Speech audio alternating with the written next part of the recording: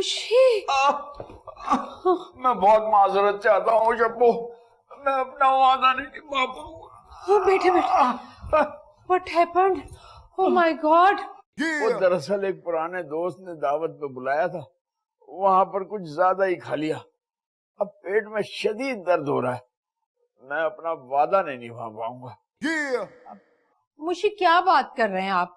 आपकी तबीयत खराब है, पेन है इतनी आपके पेट में, इस हालत में थोड़ी जाऊंगी आपके साथ मैं। हाँ, ये तो बड़ा एम्बैरेसिंग हो गया है ना। जी मेरा मतलब है कि ऐसे ऐसे करके चलेंगे ना जब आप, तो लोग कहेंगे कुड़ी के साथ ना अंकल जा रहे हैं। मुझे तो बड़ी शर्म आएगी भाई, साफ बात है। मैं बहुत शर्मिंदा हूँ शब्बो, मैंने आपको इतना इंतजार कराया, लेकिन मैं ठीक होते ही इसका अजाला करके दूंगा। छोड़ो ना मुझे, अब अभी तो मैं ना आपके लिए बहुत वरीड हूँ। मुझे अच्छे बिल्कुल नहीं लग रहे आप ऐसी हालत में। आपका तो सारा फेस फीका पड़ गया।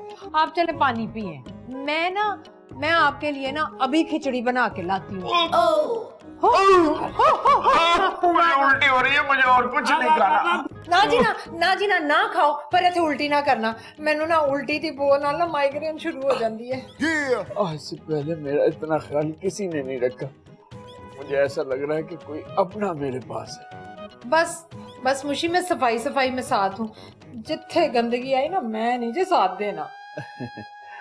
आप ऐसी मजेदार बातें करती रहे, मेरी तबीयत ठीक हो जाएगी।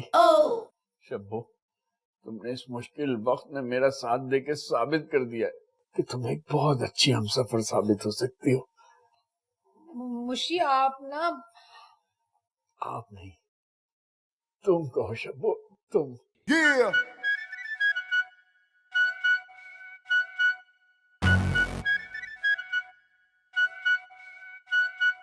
मुशी तुम भी ना बस।